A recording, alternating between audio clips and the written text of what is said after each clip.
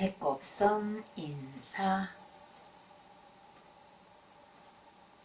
안녕하세요. 작은 실수를 스스로 밝힌 이산두. 작은 실수를 스스로 밝힌 이산두 이야기를 향해 출발! 옛날 조선시대에 이산두라는 사람이 있었어요. 이산두는 어릴 때부터 책 읽기를 정말 좋아했어요. 한번 책을 읽기 시작하면 눈 하나 깜빡이지 않고 책 읽기에 빠져들었어요. 책을 읽으면 심심하지 않으니 책은 진짜 좋은 친구야. 이산두가 벼슬 하기 전에 있었던 일이에요. 나라에서 공부를 많이 한 사람들을 모아서 책 읽기 대회를 열었어요. 어려운 책을 외워서 말하는 대회였지요.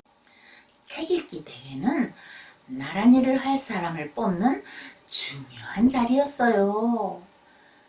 이산두도 열심히 책을 읽고 외워서 책 읽기 대회에 나갔어요. 너무 떨려서 아무 말도 못하겠어. 어떤 사람은 외운 내용을 잊어버려 우물쭈물했어요. 그러면 시험 감독관이 큰 소리로 불통! 이라고 말했어요. 불통이란 시험에 떨어졌다는 뜻이에요. 반대로 순통이란 시험에 붙었다는 뜻이지요. 이산두는 자기 차례가 되자 침을 꿀꺽 삼키고 침착하게 자리에서 일어났어요. 이산두는 막힘없이 줄줄 외워나갔어요. 이산두가 침착하게 외우기를 끝내자 감독관이 외쳤어요. 순통! 사람들도 기뻐하며 박수를 쳤어요.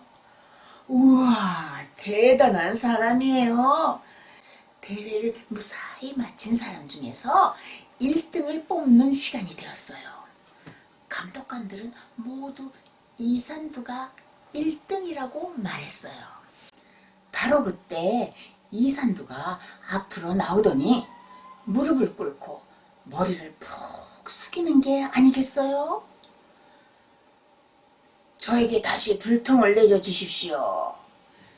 이산두의 말에 대회장에 있던 사람들이 모두 조용해졌어요. 그것이 무슨 말이냐? 순통을 받은 사람이 불통을 내려달라니. 한 글자가 틀렸습니다. 확인해보니 비슷한 다른 글자로 외워 말했습니다. 이산두의 말에 모두 깜짝 놀랐어요. 감독관들도 미처 알지 못했던 사실이었거든요. 그래, 어느 글자냐? 가운데 있는 마지막 글자입니다. 감독관들이 확인해보니 한 글자를 잘못 말한 것은 사실이었어요. 우리도 알아채지 못한 부분이다. 지금 이걸 인정하면 넌 불통을 받고 고향으로 돌아가야 한다. 그러면 벼슬도 할 수 없을 텐데 괜찮겠느냐? 감독관은 이산두에게 물었어요. 제가 순통을 받는다면 그것은 거짓입니다. 어찌 감히 임금님을 속이고 다른 사람을 속이며 시험에 합격할 수 있겠습니까? 벼슬을 하려는 사람은 그렇게 해서는 안 되지요. 이산두가 또렷한 목소리로 말하자 그곳에 모인 사람들은 웅성거리기 시작했어요. 용기 있는 사람이야. 저 선비가 잘못 읽은 것은 아무도 몰랐는데 저렇게 당당하게 밝히다니 정말 정직한 사람이군. 사람들이 한마디씩 하자 감독관은 고개를 끄덕이며 소리쳤어요. 이산두 불통! 결국 이산두는 불통을 받고 시험에서 떨어졌어요. 모든 일을 임금님이 묵묵히 지켜보고 있었어요. 임금님은 이산두의 행동에 크게 감탄하며 선비들에게 말했지요. 우리 조선에는 자신의 작은 실수라도 솔직하게 말할 수 있는 용기 있는 사람이 필요하다. 또한 나란 일을 하는 사람의 가장 중요한 자세가 바로 정직함인데 이산도는 가장 큰 정직함을 가졌구나. 임금님은 이산도에게 상을 내려 그의 용기와 정직함을 칭찬했어요. 이산도는 그 다음 해에 당당히 시험에 합격하고 벼슬에 올랐어요. 임금님은 이산도를 믿고 나란 일을 맡겼어요.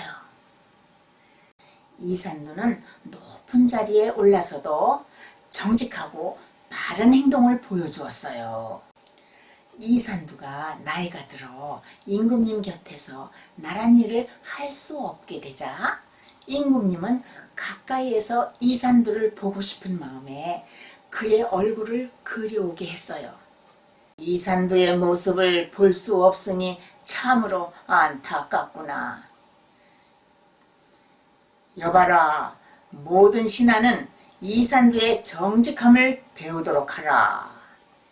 임금님은 이산두의 그림을 걸어두고 신하들이 본받기를 바랐답니다. 배꼽선 인사. 감사합니다.